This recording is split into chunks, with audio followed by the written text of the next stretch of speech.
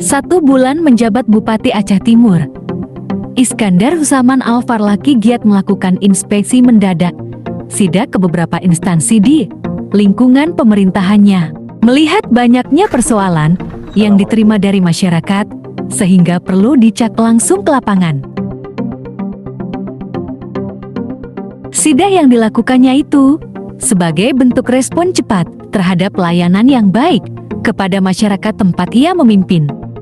Esoknya Iskandar juga kembali lakukan sidak ke instalasi milik Peda Amtirta Persada Cabang Rantopuriulat, Kabupaten Aceh Timur, Sabtu 19 April tahun 2025.